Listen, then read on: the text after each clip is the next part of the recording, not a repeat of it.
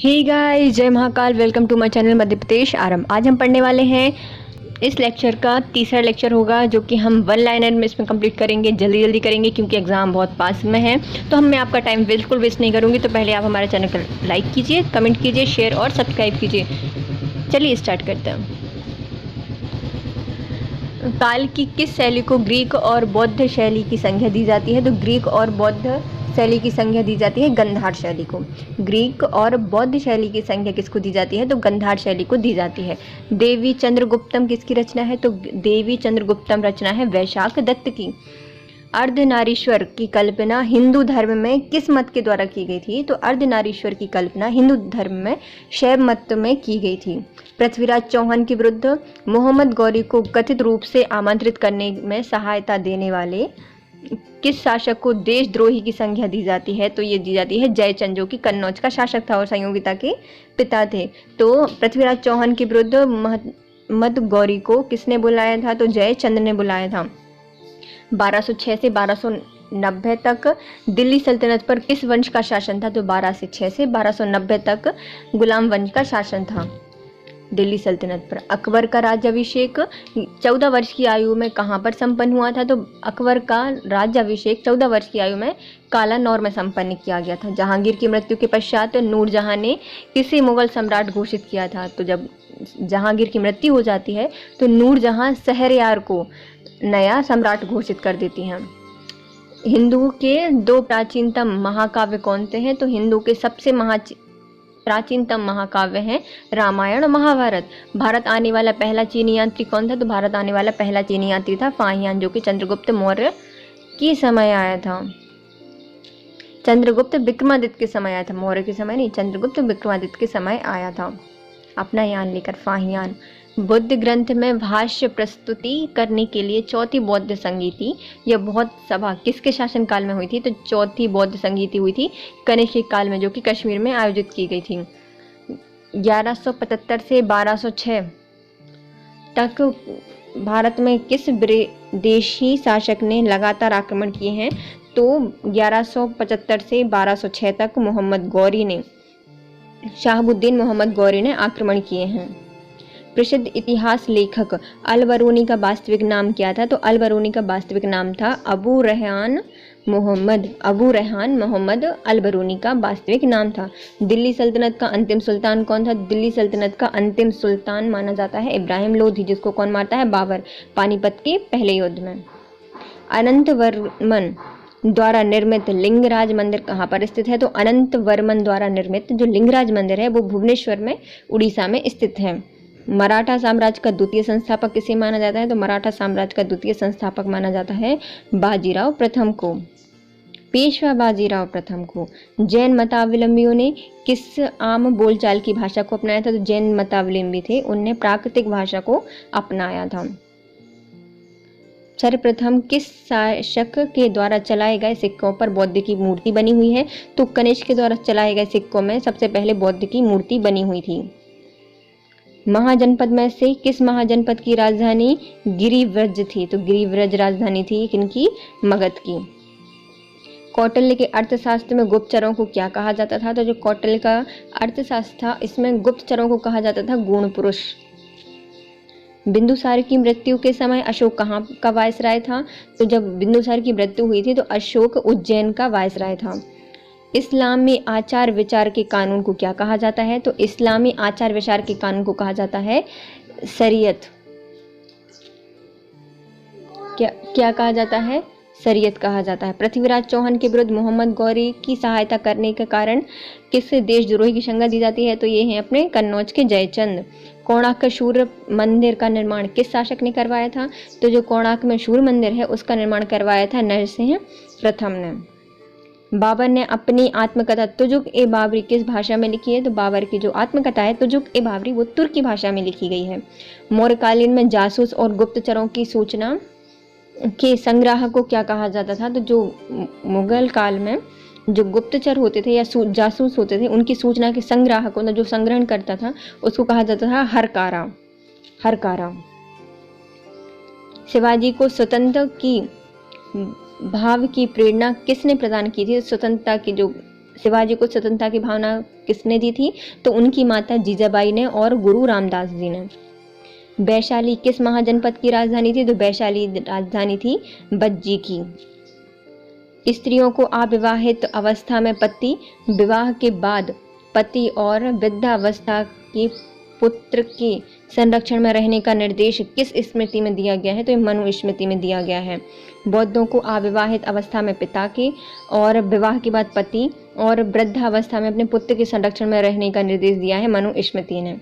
पाटलिपुत्र में धनानन ने मगध का सिंहासन छीनने से पहले चंद्रगुप्त किस प्रांत को जीत चुका था? तो जब घनानंद से मगध के सिंहासन को चंद्रगुप्त ने छीना, उससे पहले वो सिंध और पंजाब को जीत चुका था। सिंध और पंजाब पर विजय प्राप्त कर ली थी उसने। कर्ण वंश की स्थापना वासुदेव ने की है। इस वंश का अंतिम शासक कौन था? तो कर्ण वंश की स्थापना वासुदेव ने की है। इस वंश का अंतिम शासक सुशर्मा था।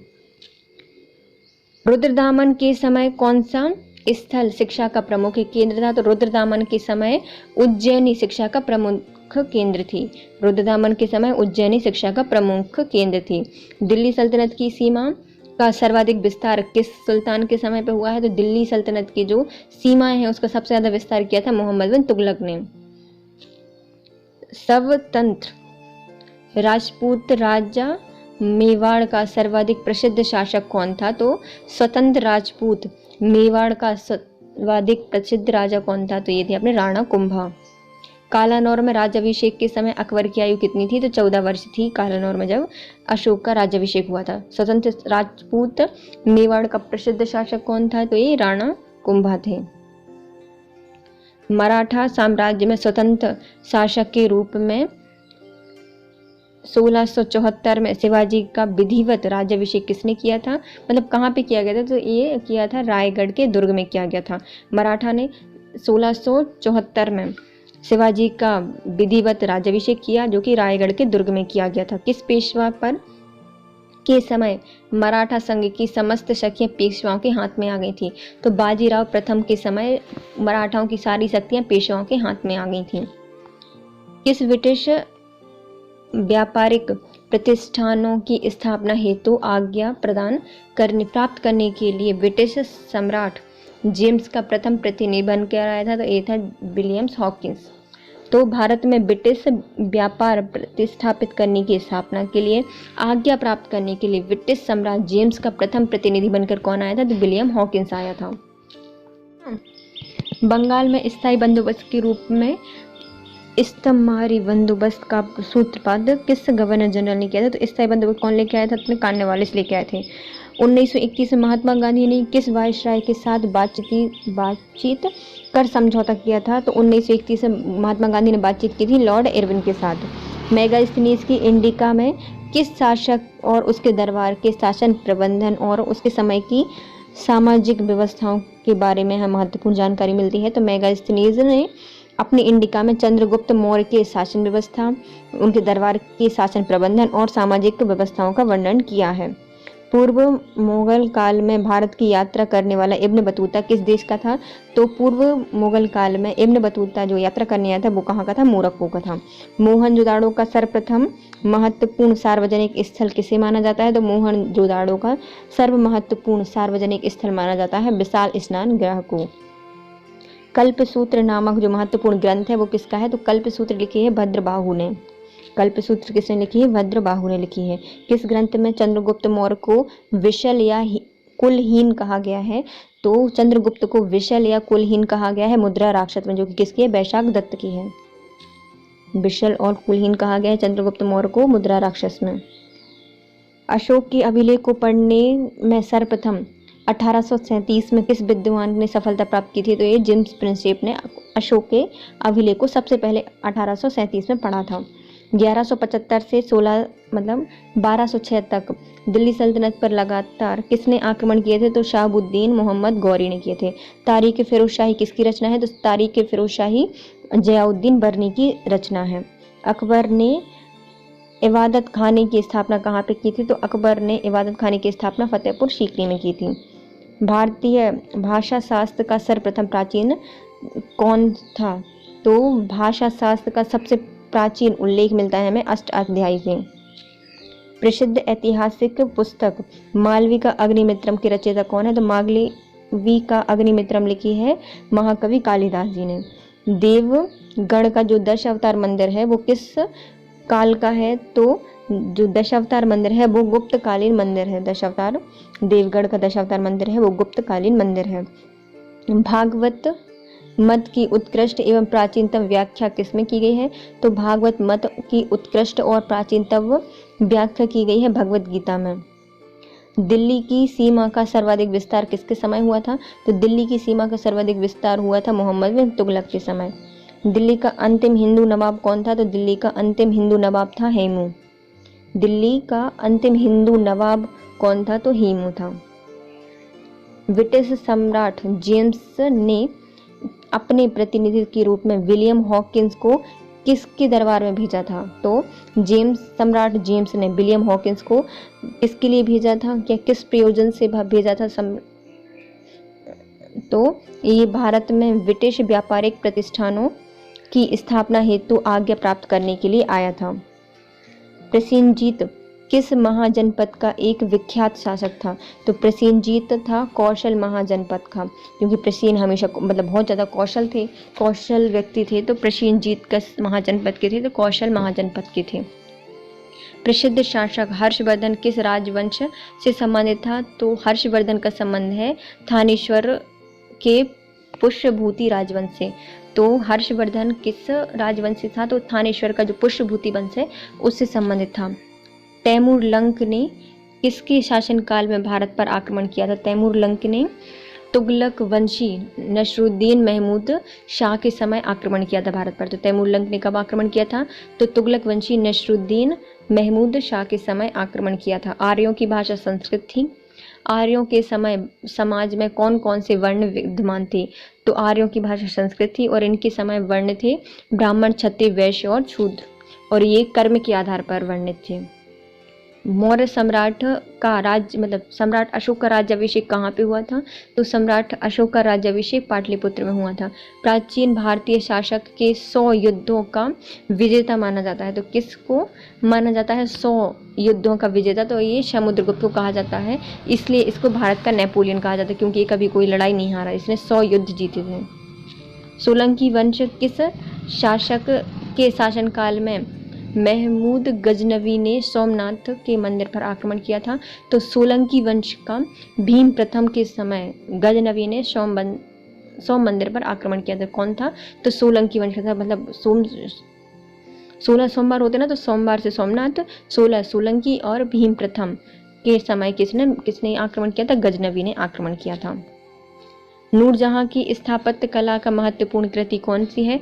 तो इसने नूरजहां ने जहांगीर का मकबरा बनवाया था और एतमदौला का मकबरा बनवाया था, जो कि नूरजहां के पिता थे।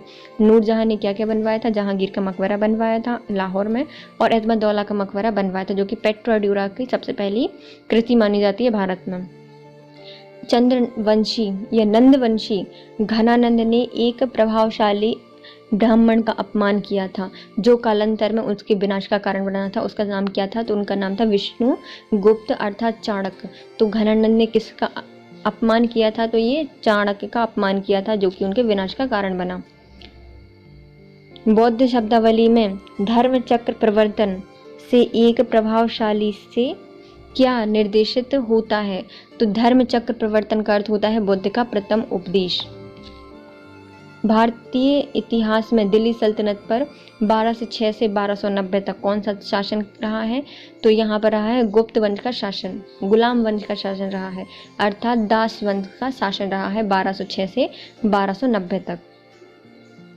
एक मुकुटधारी राजा को सदा धर्म की दृष्टि में रहकर शासन करना चाहिए, ये किसने कहा था?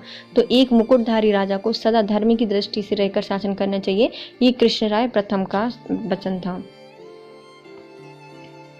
549 जातकों के प्रमुख रूप से किसका वर्णन किया गया है? तो जातक कथाएं हैं वो बौद्ध भगवान गौतम बुद्ध के पूर्व जन्म की कथाओं का वर्णन करती है। ये कितनी हैं?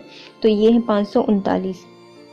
शैधव सभ्यता के एक स्थल को स्तूप टीला की संज्ञा दी गई है, क्योंकि इस स्थल में एक कुषाणकालीन स्तूप प्राप्त है, तो यह कौन सा है, तो मोहनजोदाड़ो है। तो कौन सी सैंधव सभ्यता को स्थूल का स्तूप कहा जाता है, तो स्थूल का स्तूप कहा जाता है क्योंकि यहाँ पे एक क्या है, टीला है, तो इसलिए इसको कुषाणकालीन स्तूप कहा जाता है, कुषाणकालीन कहा जाता है मोहनजोदाड़ो को। ऋग्वेद में सर्वाधिक सूक्त किन दो देवताओं के लिए समर्पित हैं, तो सबसे ज़्यादा जो सूत्र लिखे गए हैं ऋग्वेद में वो इंद्र और अग्नि के लिए लिखे गए हैं, इंद्र और अग्नि के लिए सबसे ज़्यादा सूत्र लिखे गए हैं। सांसारिक दुख से मुक्ति हेतु तो बुद्ध ने किस मार्ग की बात कही है, तो सांसारिक दुखों से मुक्ति के लिए भगवान बुद्ध ने अष्टांगिक मार्ग की विवेचना की है या उल्लेख किया है, वर्णन किया है। स्त्रियों को अविवाहित अवस्था में पति, पिता, विवाह के बाद पति और वृद्धावस्था में पुत्र के संरक्षण में रहना चाहिए, तो ये मनुस्मृति के द्वारा कहा गया है। भारत में ग्रीक और बौद्ध शैली है अपनी गंधार शैली। फिरोज शाह तुगलक द्वारा स्थापित मध्यकालीन किस नगर को सिराज ए हिंद कहा जाता है, तो फिरोज शाह तुगलक ने स्थापना की थी जौनपुर की, जिसको क्या कहा जाता है, सिराज ए हिंद कहा जाता है। अकबर ने इबादत खाने की स्थापना कहाँ पे की थी, तो इबादत खाने की स्थापना फतेहपुर सीकरी में की थी। किस मुगल शासक का राज्याभिषेक 2 बार किया गया है, तो औरंगजेब का राज्याभिषेक 2 बार किया गया है। मोहम्मद गजनवी के भारतीय आक्रमण को अल-बरूनी ने किसकी संज्ञा दी थी, तो गजनवी के भारतीय आक्रमण को अल-बरूनी ने जिहाद अर्थात पवित्र युद्ध की संज्ञा दी थी। गजनवी को, मोहम्मद गजनवी के आक्रमण को अल-बरूनी ने क्या कहा था, जिहाद कहा था। चीनी बुद्ध यात्री हैनसोंग ने बातापी की यात्रा की थी, उस समय वहाँ का शासक कौन था, तो पुलकेशिन द्वितीय था। जब हैनसोंग बातापी गया तो वहाँ का शासक कौन था, पुलकेशिन द्वितीय था, जो कि कौन था, चीनी यात्री था। अजातशत्रु किस वंश का शासक था, तो अजातशत्रु हर्यक वंश का शासक था। वेदों को अपौरुषेय इसने क्यों कहा जाता है, तो वेदों को अपौरुषेय कहा जाता है क्योंकि मान्यता के अनुसार इनकी जो रचना है वो देवताओं द्वारा की गई है, मतलब देवों ने इसकी, देवों की वाणी है अर्थात वेद। अस्तोमा सदगमया कहाँ से लिया गया है, तो अस्तोमा सदगमया ऋग्वेद से लिया गया है। पूर्व मुगल काल में भारत की यात्रा करने वाला इब्न बतूता मोरक्को से आया था। संपूर्ण वैदिक साहित्य को 4 श्रेणियों में विभाजित किया जाता है, जो उनकी रचना के 4 चरण भी जाने जाते हैं, मतलब 4 चरण भी जाने जाते हैं। तो ये कौन कौन से हैं, तो पहला आता है संहिता, ब्राह्मण, आरण्य और उपनिषद। तो वैदिक साहित्य को 4 चरणों में विभाजित किया जाता है, जो कि इनके 4 चरण माने जाते हैं। तो ये 4 चरण कौन कौन से हैं, तो संहिता, ब्राह्मण, आरण्य और उपनिषद। प्राचीन भारत में लिखे गए पहले महाकाव्य की लेखक कौन थे, तो वाल्मीकि जी ने लिखा था। देखिए ये वाले जो 4 चरण हैं वो कैसे आते हैं, पहले अपन क्या संहिता, कोई भी अपन को संहिता अपनाते हैं, फिर उसके लिए पढ़ने के लिए ब्राह्मण बुलाते हैं, फिर यदि ब्राह्मण नहीं मिलता तो ब्राह्मण को लेने कहाँ जाते हैं, आरण्य जाते हैं, मतलब जंगल में जाते हैं, और वो वहाँ पे क्या पढ़ रहे होते हैं, उपनिषद पढ़ रहे होते हैं ब्राह्मण, है ना। और देखो पहले अपन क्या लेके आएंगे, संहिता लेकर आएंगे, फिर उनके लिए ब्राह्मण पढ़ने के लिए लेंगे। संहिता कौन पढ़ेगा, तो ब्राह्मण पढ़ते हैं, तो संहिता कौन पढ़ेगा, ब्राह्मण पढ़ेगा। ब्राह्मण कहाँ पे होता है, आरण्य में होता है। आरण्य में क्या करते हैं, वो उपनिषद पढ़ते हैं। तो इनके चारों याद हो जाएंगे क्रम। अबू रेहान मोहम्मद किस इतिहास प्रसिद्ध का वास्तविक नाम है, तो अबू रेहान अल-बरूनी का वास्तविक नाम है। 12 से 6 से 1290 तक गुलाम वंश का शासन रहा है दिल्ली सल्तनत पर। नूरजहां ने अहमद-दौला का उपाधि किसे प्रदान की थी, तो अहमद-दौला की उपाधि दी गई थी अपने पिता मिर्जा गियास बेग को। तो अहमद-दौला की जो उपाधि है वो किसको दी गई है, तो ये दी गई है मिर्जा गियास बेग को। मराठा राज्य के स्वतंत्र शासक के रूप में 1674 में शिवाजी का विधिवत अभिषेक कहाँ पे हुआ था, तो 1674 में शिवाजी का विधिवत राज्याभिषेक किया था राजगढ़ के दुर्ग में। ऐसे 2 स्थान के नाम बताइए जो कि सैंधव सभ्यता की 2 अवस्थाएं, हड़प्पा पूर्व और हड़प्पा कालीन संस्कृति के अवशेष मिले हैं, तो वहाँ से मिले हैं बनावली और कालीबंगा से। ऐसे 2 स्थल के नाम बताइए जो कि सैंधव संस्कृति के 2 अवस्थाओं जैसे कि हड़प्पा पूर्व और हड़प्पा कालीन के अवशेष मिले हैं, तो बनावली और कालीबंगा। बनावली मतलब वन में अपन पहले जाते हैं तो पहले के साक्ष्य मिलते हैं, और जब हम वन लगा देंगे तो वन के बाद में साक्ष्य मिलते हैं, दोनों साक्ष्य मिल गए। और कालीबंगा में भी ऐसे होगा कि काली काली बेंगल पहले बनाने से पहले कच्ची होंगी, फिर बाद में पक्की हो जाएंगी, तो काली बेंगल दो अवस्थाओं के यहाँ पे साक्ष्य मिलते हैं, कालीबंगा और बनवाली में। भारत का आइंस्टीन कहा जाता है, तो भारत का आइंस्टीन कहा जाता है नागार्जुन को, और इसकी तुलना मार्टिन लूथर किंग से की जाती है। तो इनकी तुलना किससे की जाती है? मार्टिन लूथर किंग से कही जाती है। और भारत का आइंस्टीन किसको कहा जाता है? तो नागार्जुन को कहा जाता है। सल्तनत कालीन किस शासक ने खलीफा की सत्ता स्वीकार से इनकार कर स्वयं को खलीफा घोषित किया था? तो सल्तनत का वह शासक जिसने खलीफा की सत्ता स्वीकार नहीं की थी और खुद को ही खलीफा घोषित कर दिया था, वो था अपना मुबारक शाह, जो कि थोड़ा सा पागल था। मुबारक शाह, रंगीला भी बोलते हैं इसको। भारत का तैमूर के आक्रमण के समय दिल्ली की गद्दी पर कौन सत्तारूढ़ था? जब तैमूर ने भारत पर आक्रमण किया था तो नसरुद्दीन मोहम्मद शाह भारत पर शासन कर रहे थे। नसरुद्दीन मोहम्मद शाह भारत पर शासन कर रहे थे। भारत में पूर्णतः इस्लामी परंपराओं के आधार पर निर्मित प्रथम मस्जिद का निर्माण कहाँ पे किया गया है? तो पूर्णतः इस्लामी परंपरा से बनाया गया है जमात खाने मस्जिद जो है वो पूर्णतः इस्लामी परंपरा की बनाई गई है। इसको कोई मात नहीं दे सकता क्योंकि पहली इस्लामी परंपरा से बनी हुई है। तो जमात खाना। अकबर ने अबुल रहीम को खाने खाना की उपाधि दी थी, कब उपलब्ध की थी, मतलब उपलब्ध प्रदान कब की थी? तो इसने दी थी जब ग्वालियर मतलब गुजरात में 1584 में इस विद्रोह को सफलतापूर्वक दबाने में सफल रहा था। तो अब्दुल रहीम खाने खाना को अब्दुल रहीम खाने खाना की उपाधि कब दी थी अकबर ने? तो जब उसने गुजरात में 1584 का विद्रोह दबा दिया था, तब उसके लिए खाने खाना की उपाधि दी गई थी। किस मुगल सम्राट ने सिखों के 5वें गुरु अर्जुन देव को फांसी दी थी? तो अर्जुन देव को फांसी दी थी जहांगीर ने। धरती पर कहीं स्वर्ग है तो यही है और कहीं नहीं है। यह युक्ति भारत के किस ऐतिहासिक स्मारक के लिए की जाती है?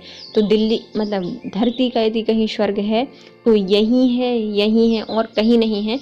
ये बात कही जाती है दीवाने खास, और जो कि कहाँ पे है? दिल्ली के लाल किले में स्थित है। तो खास लोग क्या बोलेंगे? अपन खास लोगों को अच्छे से ट्रीट करते हैं ना, वो क्या बोलेंगे? यदि कहीं स्वर्ग है तो यही है, सब सेवा करते हैं, तो खास हो जाते हैं दीवाने खास। दिल्ली के लाल किले में इसको बनाया गया है।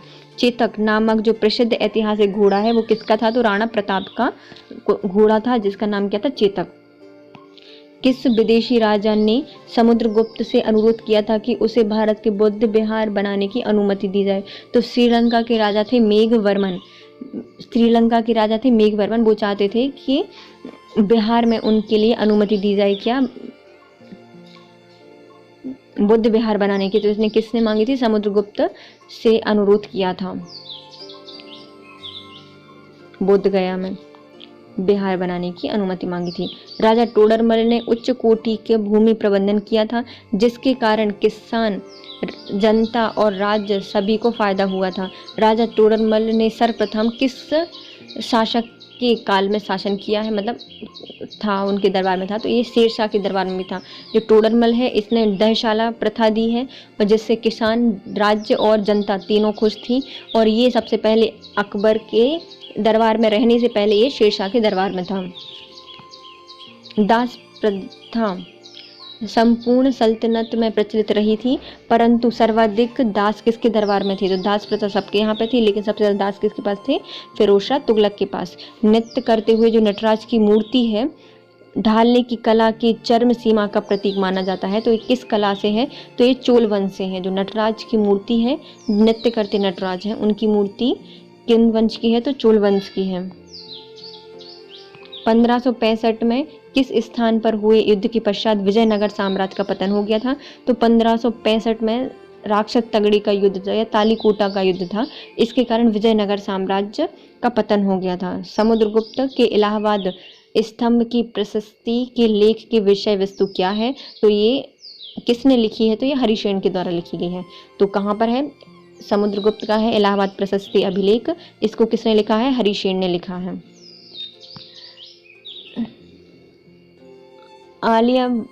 अहिल्याबाई किस परिवार की थी? तो अहिल्याबाई होलकर साम्राज्य की एक पुत्र वधू थी। रामचरितमानस के रचयिता तुलसीदास किस मुगल कालीन बादशाह के समकालीन थे? तो रामचरितमानस के रचयिता तुलसीदास अकबर के समकालीन थे।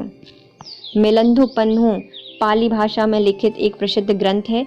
इसमें एंडो ग्रीक राजा मिनांडर और किश बौद्ध भिक्षु के बाद संवाद है। तो ये नागसेन के बीच में मिलिंदो पन्हु, मिलिंद किसको कहा जाता है? मिनांडर को कहा जाता है, जो कि कौन है? एक एंडो ग्रीक शासक है। इनका और नागसेन के बीच में जो मध्य संवाद है वो लिखा गया है मिलिंदो पन्हु में।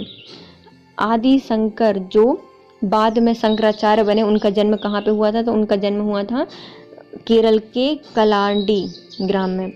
तो आदि शंकर जो कि शंकराचार्य बने थे, उनका जन्म केरल के कलाडी ग्राम में हुआ था। संगम साहित्य का मुख्य विषय क्या था? तो संगम साहित्य का मुख्य विषय था युद्ध और प्रेम। तो संगम युद्ध और प्रेम, तो बोलते ना इश्क और युद्ध में सब जाहिर हो जाता है। तो प्रेम और युद्ध कहाँ से है? संगम साहित्य का मुख्य विषय क्या था? युद्ध और प्रेम। दिल्ली की राजगद्दी पर जब नसरुद्दीन तुगलक सत्तारूढ़ था, तब भारत पर किसने आक्रमण किया था? तो तैमूर लंक ने आक्रमण किया था। जब नसरुद्दीन तुगलक दिल्ली की गद्दी पर बैठे थे तो तैमूर लंक ने आक्रमण किया था। भारत का आइंस्टीन नागार्जुन को कहा जाता है और इनकी तुलना है वो मार्टिन लूथर किंग से की जाती है। चोल राजाओं ने एक सिलोन पर विजय प्राप्त की थी। तो कौन थी? तो राजेंद्र प्रथम ने, या राजेंद्र ने सिलोन पर विजय की थी। मतलब इतने बड़े राजा थे ये, जाके सिलोन मतलब श्रीलंका पर भी विजय प्राप्त इनने कर ली थी। इब्राहिम आदिल शाह को उसकी धर्मनिरपेक्ष छवि के कारण किस मुगल प्रजा ने उससे यह कहकर पुकारती थी? तो ये जगत गुरु कहकर उनको पुकारती थी। इब्राहिम आदिल शाह को उनकी धर्मनिरपेक्ष छवि के कारण जो उनकी मुस्लिम प्रजा थी वो उनको जगत गुरु कहा करती थी। तो इब्राहिम आदिल शाह मतलब इनका दिल बहुत बड़ा था। आदिल मतलब इतना बड़ा दिल था। तो इब्राहिम आदिल शाह का दिल बहुत बड़ा था, तो इनको क्या कहा जाता था? जगत गुरु कहा जाता था। सारे धर्म इनके दिल में समाये हुए थे आदिल शाह। संगमकालीन सर्वाधिक प्राचीन और प्राचीनतम देवता नुरुगन या मुरुगन का कालांतर किसे कहा जाता है? तो जो संगमकालीन प्रसिद्ध और प्राचीनतम देवता हैं नुरुगन, उनका कालांतर किसे कहा जाता है? तो सुब्रमण्यम को कहा जाता है। तोलिकाप्पियम ग्रंथ का संबंध किस संगम काल से है? तो जो तोलकाप्पियम ग्रंथ है उसके संगम काल से संबंधित है, तो वो दूसरे संगम काल से संबंधित है। तोल कर सब रखा था, एक दूसरे को तोल रहे थे, तो द्वितीय संगम काल से संबंधित है तोलकाप्पियम। गुप्तकालीन मंदिर के सर्वोत्कृष्ट उदाहरण के रूप में किस मंदिर का नाम जाना जाता है? तो गुप्तकालीन का सर्वोत्कृष्ट मंदिर है अपना दशावतार मंदिर, जो कि देवगढ़ में स्थित है। गुप्तकालीन ग्रंथ पंचतंत्र की गणना विश्व के सर्वाधिक प्रचलित ग्रंथ बाइबल के बाद दूसरे स्थान पर रखी जाती है। तो पंचतंत्र की कृति किसने लिखी है? तो ये लिखी है विष्णु शर्मा जी ने। पंचतंत्र इतना प्रसिद्ध है कि उसको बाइबल के बाद दूसरा स्थान दिया गया है। और ये कहाँ पे रखी गई है? इसकी रचना किसने की है? तो विष्णु शर्मा ने की है। चोल मंदिरों के प्रवेश द्वार को क्या कहा जाता था? तो जो चोल मंदिर थे उनके प्रवेश द्वार को कहा जाता था गोपुरम कहा जाता था। बलवन ने दीवाने अर्ज की स्थापना की थी। यह एक सैन्य विभाग था। दीवाने अर्ज क्या था? एक सैन्य विभाग था जिसकी स्थापना बलवन ने की थी। दक्षिण में विजय प्राप्त करने वाला दिल्ली सल्तनत का प्रथम सुल्तान कौन था? तो दक्षिण में विजय प्राप्त करने वाला दिल्ली का पहला सुल्तान था अलाउद्दीन खिलजी। लोधी वंश के किस शासक ने राजधानी को सर्वाधिक या सर्वप्रथम दिल्ली से आगरा स्थानांतरित किया था? तो लोधी वंश का जो सिकंदर लोधी था, इसने अपनी राजधानी दिल्ली से आगरा स्थानांतरित की थी। अलाउद्दीन द्वारा निर्माण किया गया अलाई दरवाजा है, उसका प्रवेश द्वार इसका प्रवेश द्वार है। जो अलाई दरवाजा है वो कुतुब उल इस्लाम मस्जिद का प्रवेश द्वार है, जिसकी स्थापना किसने की थी? अलाउद्दीन खिलजी ने की थी। अलाई दरवाजा ये कुतुब उल इस्लाम मस्जिद का प्रवेश द्वार है। स्वतंत्रता के पश्चात हड़प्पा सभ्यता के सर्वाधिक स्थल कहाँ से मिले हैं? स्वतंत्रता के बाद हड़प्पा के सबसे ज्यादा स्थल मिले हैं गुजरात में। देवगढ़ का दशावतार मंदिर गुप्तकालीन मंदिर कला के लिए जाना जाता है।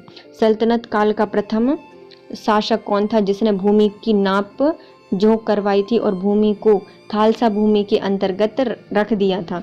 तो यह है अलाउद्दीन खिलजी। अलाउद्दीन खिलजी ने पहला शासक था जिसने भूमि की माप जोख कराई थी और राज्य की जो समस्त भूमि थी वो खालसा भूमि के अंतर्गत कर दी थी। तो ये है अपना अलाउद्दीन खिलजी। ऐसे पहले भारतीय कौन थे जिसने अंग्रेज में किसी प्रांत का गवर्नर बनाया गया था? तो ऐसे पहले भारतीय थे जिनको अंग्रेजी प्रांत का गवर्नर बनाया गया था सत्येंद्र प्रसाद सिन्हा। सत्येंद्र प्रसाद सिन्हा थे जिनको अंग्रेजों ने प्रांत का गवर्नर बनाया था। ये पहले भारतीय थे। विजयनगर कृष्णदेवराय की रचना आमुक्तमाल्यदा का वर्णन विषय क्या है? तो आमुक्तमाल्यदा में वर्णन किया गया है लोक प्रशासन और विदेशी नीतियों का। ये किसके द्वारा लिखी गई है? तो कृष्णदेवराय ने लिखी है। ये विजयनगर साम्राज्य के शासक थे। इनने क्या लिखा है? आमुक्तमाल्यदा लिखी है, जो कि एक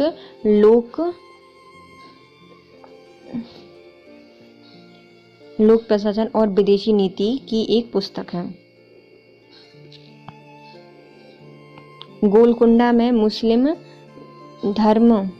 राज्य का उदय किस प्राचीन हिंदू साम्राज्य के अवशेषों पर हुआ है? तो जो गोलकुंडा के जो मुस्लिमों का उदय है वो वरांगल के हिंदू शासकों के अवशेषों पर इसकी स्थापना की गई है।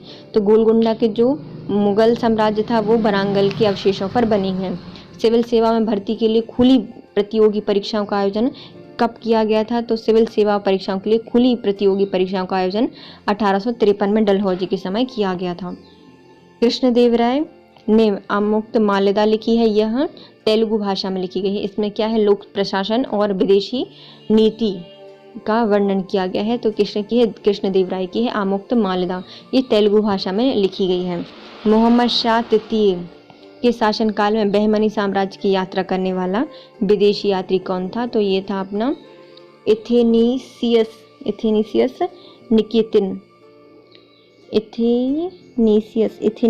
निकेतन। ये मोहम्मद शाह तृतीय के शासनकाल में बहमनी साम्राज्य की यात्रा करने वाला विदेशी यात्रा था, जो कि किसके समय आया था? मोहम्मद शाह तृतीय के समय आया था। एथेनियस निकेतन। किस पल्लव शासक के शासनकाल में हेनसोंग ने कांची की यात्रा की थी? तो किस पल्लव शासक के शासनकाल में हेनसोंग ने कांची की यात्रा की थी? तो ये की थी नरसिंहवर्मन प्रथम के समय। हेनसोंग ने कब की थी? तो जब वातापी गया तो वहाँ पे पुलकेशिन द्वितीय का शासन चल रहा था, और जब वो पल्लव वंश में गया तो वहाँ पे नरसिंहवर्मन प्रथम का शासन हो रहा था।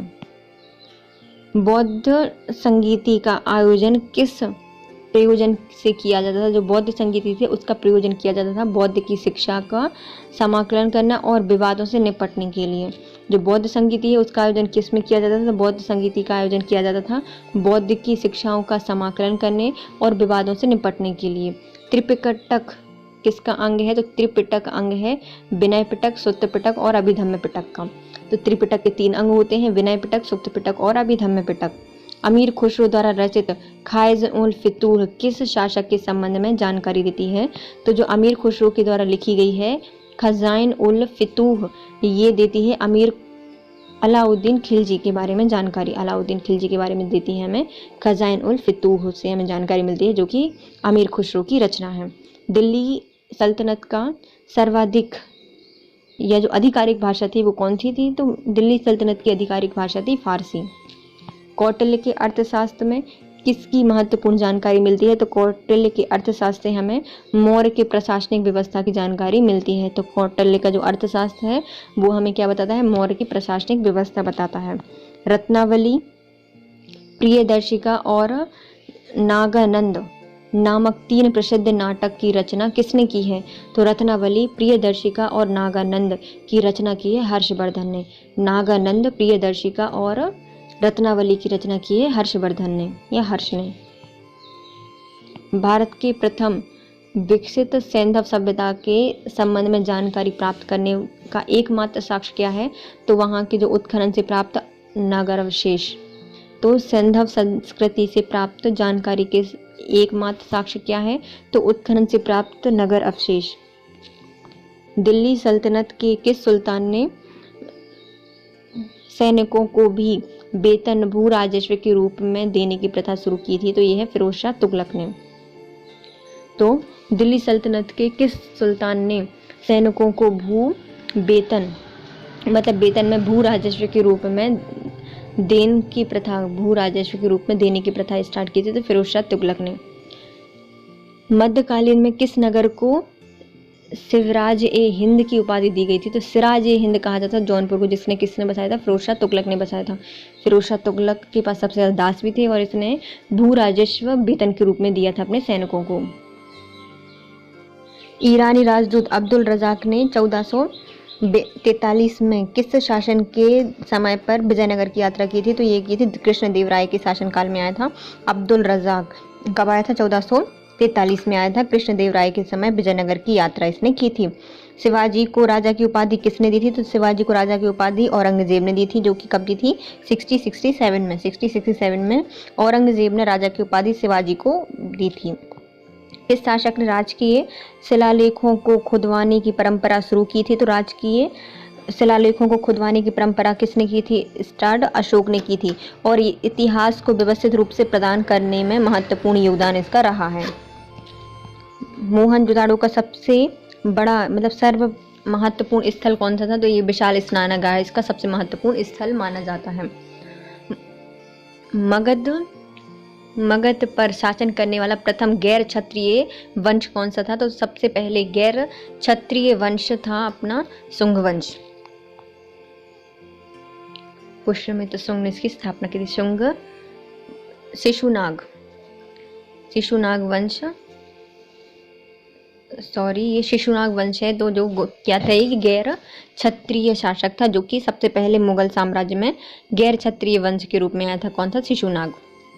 किस ग्रंथ में अशोक को वृषल या कुलहीन कहा गया है? तो वृषल और कुलहीन कहा गया चंद्रगुप्त मौर्य को मुद्रा राक्षस में, जो कि किसकी है? वैशाख दत्त की है। कनिष्क ने किस धर्म को राजाश्रय दिया था? तो कनिष्क ने बौद्ध धर्म को अपनाया था, जो कि बौद्ध की महायान शाखा से संबंधित था। पुहार के व्यापारी कोवलन की कथा का वर्णन किस तमिल महाकाव्य से प्राप्त होता है? तो कोहार के जो व्यापारी हैं कोवलन, उनके जो ग्रंथ हैं वो हमें मिलते हैं शिल्पादिकारम में हमें उनकी तमिल महाकाव्य का उल्लेख मिलता है।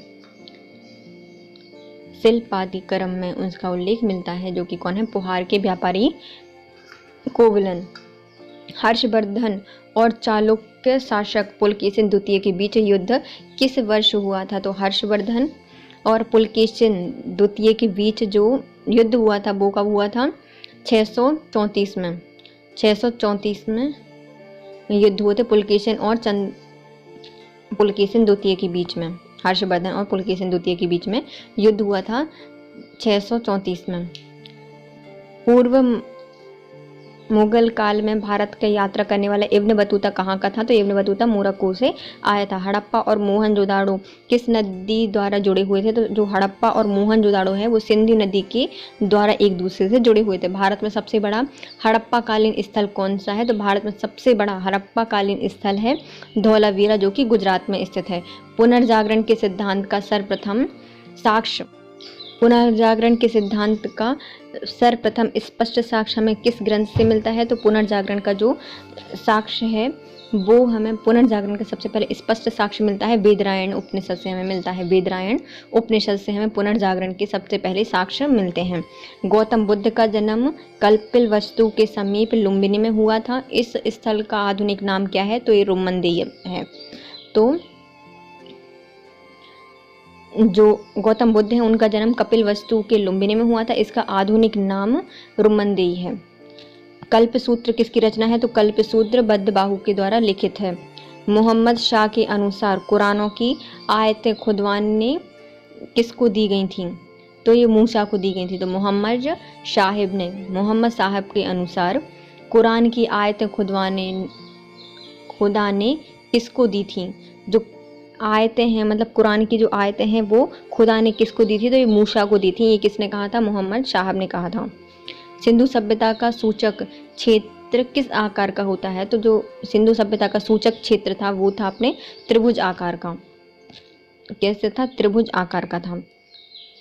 वैशाली किस महाजनपद की राजधानी थी? तो वैशाली बज्जी की राजधानी थी। मौर्य काल के साम्राज्य की राजधानी क्या थी? तो मौर्य काल में जो साम्राज्य की राजधानी थी वो थी पाटलिपुत्र।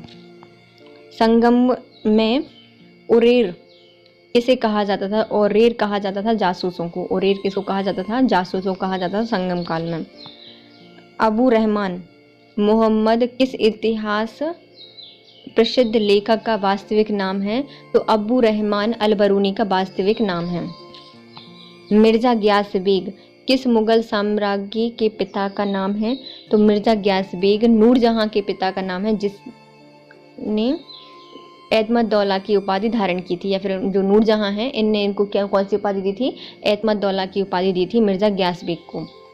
भारत में किस प्राचीन अभिलेख में पहली बार संस्कृत भाषा का प्रयोग किया गया था? संस्कृत भाषा का सबसे पहले उपयोग किया गया था रुद्रदामन के जूनागढ़ अभिलेख में।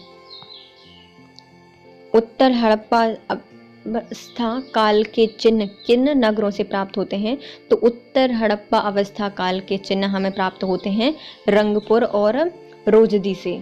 रोज रंगते हैं अलग अलग रंगों से चिन्ह, तो हड़प्पा संस्कृति के जो चिन्ह थे वो रोज रंगे जाते थे। रोजदी और रंगपुर में वहाँ पर चिन्ह मिलते हैं हड़प्पा अवस्था के, जो उत्तर हड़प्पा स्थल मिलते हैं। किस सैंधव स्थल से यज्ञ वेदिकाएं मिली हैं? तो यज्ञ की वेदिकाएं हमें मिली है लोथल और कालीबंगा से। क्या क्या मिली हमें? लोथल से और कालीबंगा से हमें यज्ञ वेदियां मिली हैं। ऋग्वेद में किस यज्ञ का वर्णन सर्वाधिक बार किया गया है? तो सोम यज्ञ का वर्णन सबसे बार बहुत बार किया गया है। सोम यज्ञ का वर्णन सबसे ज़्यादा किया गया है ऋग्वेद में। और यज्ञ वेदिकाएं कहाँ पे मिली हैं? तो लोथल में और हमें कालीबंगा में मिली हैं। क्योंकि जब हम यज्ञ लगाते हैं तो क्या होता है, वो थोड़ा सा गोदी टाइप का होता है ना, अंदर छेद होता है, पर जहाँ पे हवन डालते हैं बार बार स्वाहा स्वाहा करके, और फिर वो कैसे हो जाती है, पूरा काला काला हो जाता है। तो कालीबंगा और लोथल में दो वेदियाँ बनाई, यज्ञ वेदियाँ मिलती हैं। और यज्ञ का सबसे ज़्यादा अधिक बार किसका प्रयोग किया गया है? तो सोम यज्ञ का सबसे ज़्यादा वर्णन किया गया है। किस स्थान पर भगवान बौद्ध ने 5 सन्यासियों के एक संघ की स्थापना की थी? तो ये सारनाथ में, और अपना पहला उपदेश भी सारनाथ में दिया था। पैगंबर मोहम्मद साहिब कहाँ को रवाना होने के दिन से हिजरी संवत की शुरुआत होती है? तो जब ये मक्का से मदीना जा रहे थे तो इसका जो टेन्योर है इसको कहा जाता है हिजरी संवत। पैगंबर मोहम्मद साहब जब मक्का से मदीना जा रहे थे तो इसमें हिजरी संवत कहा गया है। भारत का प्रथम मुगल या मुस्लिम शासक कौन था? तो भारत का प्रथम मुस्लिम शासक था कुतुबुद्दीन ऐबक। कुतुबुद्दीन ऐबक पहला मुस्लिम शासक था। सैंधव स्थल चुनहुदड़ो और कोटदीजी किस नदी के तट पर स्थित हैं? तो ये सिंधु नदी के तट पर स्थित हैं कोटदीजी और चुनहुदड़ो। ऋग्वेद में किस यज्ञ का वर्णन सबसे ज़्यादा मिला है? तो सोम यज्ञ का सबसे ज़्यादा वर्णन मिला है। जैन धर्म की महत्वपूर्ण ग्रंथ है जो कि संस्कृत भाषा में लिखा गया है, तो वो कौन सा है? कल्पसूत्र। और जैनों ने कौन सी भाषा अपनाई थी? तो जैन के जो मतावलंबी थे वो प्राकृतिक भाषा को अपनाया था, लेकिन इनका जो कल्पसूत्र है वो संस्कृत भाषा में लिखा गया है। कश्मीर के जो मार्तंड मंदिर है इसका विनाश किसने किया था? जो मार्तंड मंदिर है इसका विनाश किया था सिकंदर गाह या फिर बुतशिकन ने इसका विनाश किया था। सिकंदर गाह या फिर बुतशिकन ने इसका विनाश किया था। 1570 में लगभग राजपूत राजाओं ने अकबर की अधीनता स्वीकार कर ली थी, परंतु एकमात्र राज्य था जिसने अधीनता स्वीकार नहीं की थी, वो कौन था? मेवाड़ था। 1570 तक सभी राजपूत राजाओं ने अकबर की अधीनता स्वीकार कर ली थी, लेकिन मेवाड़ ने अधीनता स्वीकार नहीं की थी। ये जहांगीर के समय पर स्वीकार की थी इन्होंने। मुगल साम्राज्य के सम्राट के बाद सर्वोच्च न्यायाधिकारी कौन होता था? तो जो मुगल सम्राट था वो सबसे बड़ा सर्वोच्च न्यायाधिकारी होता था, लेकिन उसके बाद कौन आता था? काजी उल कुजात दूसरा सर्वोच्च न्यायिक अधिकारी होता था। पृथ्वीराज चौहान तथा मोहम्मद गौरी के मध्य कितने युद्ध हुए थे? तो पृथ्वीराज चौहान और मोहम्मद गौरी के बीच 2 युद्ध हुए थे। तराइन का पहला युद्ध, तराइन का दूसरा युद्ध। दिल्ली सल्तनत की एकमात्र सुल्तान रजिया इल्तुतमिश की बेटी थी। यह किसके पश्चात दिल्ली की सल्तनत पर बैठी थी? तो ये रुकनुद्दीन शाह के बाद शासिका बनी थी इल्तुतमिश की बेटी रजिया सुल्तान। बाबर के प्रथम आक्रमण के समय दिल्ली की राजगद्दी पर कौन था? जब बाबर ने प्रथम बार आक्रमण किया था तो इब्राहिम लोधी दिल्ली सल्तनत पर शासन कर रहा था। तहकीक ए हिंद जो शीर्षक से रचना की है वो किसने की है? अलबरूनी ने। तहकीक ए हिंद किसने लिखी है? तो अलबरूनी की कृति है।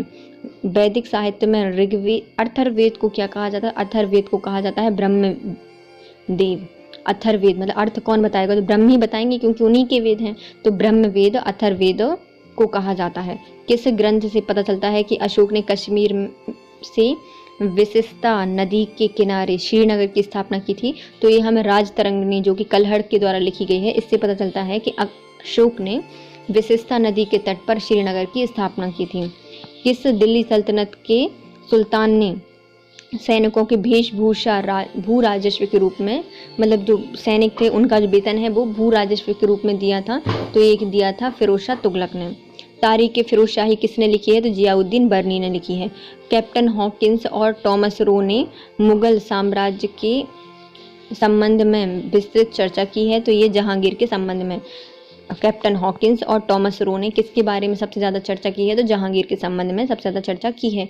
सिंधु घाटी सभ्यता कहाँ तक विस्तृत है? सिंधु घाटी सभ्यता पंजाब, राजस्थान, गुजरात, उत्तर प्रदेश, हरियाणा, सिंध और बलूचिस्तान में तक विस्तृत है।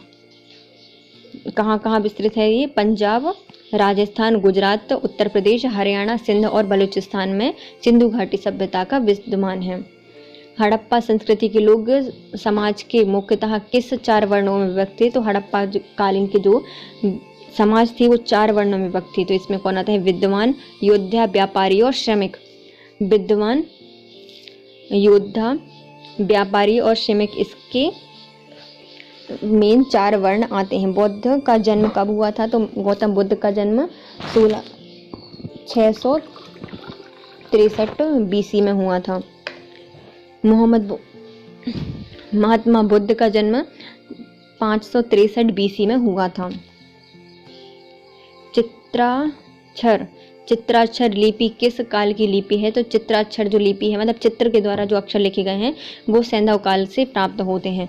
विज्ञानवाद के प्रथम आचार्य कौन माने जाते हैं? तो विज्ञानवाद के हैं अपने वसुबंधु, पहले आचार्य माने जाते हैं। विज्ञानवाद सबके वश में नहीं होता, तो वसुबंधु बांध के रखना पड़ता है। तो वसुबंधु, विज्ञानवाद के वसुबंधु।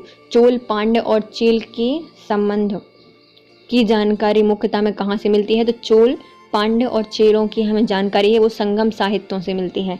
चोल, पांड्य और चेरों की जानकारी हमें कहाँ से मिलती है? संगम साहित्य से प्राप्त होती है। मेहरौली का जो अभिलेख है वो किस सम्राट की विषय के बारे में जानकारी देता है? तो मेहरौली का जो अभिलेख है वो हमें चंद्रगुप्त द्वितीय के बारे में जानकारी देता है। भारत का सर्वप्रथम राष्ट्रीय शासक कौन था? तो भारत में सर्वप्रथम राष्ट्रीय शासक चंद्रगुप्त मौर्य था। आज शंकराचार्य ने किस सिद्धांत का प्रतिपादन किया था? तो शंकराचार्य ने अद्वैत वेदांत का प्रतिपादन किया था। जो शंकराचार्य ने उन्हें अद्वैतवाद दिया था। विक्रमांक देव चरित्र किसकी रचना है? तो ये बिल्हड़ की रचना है। विक्रमांक चरित्र किसकी रचना है? तो बिल्हड़ की रचना है। सल्तनत काल में दीवाने अर्ज तो सैन्य विभाग था, जो कि किसने बनवाया था? बलबन ने बनवाया था। Thank you so much guys. यदि आपको वीडियो पसंद आया तो प्लीज़ लाइक कीजिए, सब्सक्राइब कीजिए, शेयर और कमेंट कीजिए प्लीज़। Thank you. अपने सजेशन प्लीज़ कमेंट बॉक्स में दीजिए, क्योंकि मुझे पता नहीं होता कि मैं अगला वीडियो किस सब्जेक्ट से डालूँ, तो प्लीज़ आप मुझे सजेस्ट कर दीजिएगा। Thank you so much guys. Have a nice day.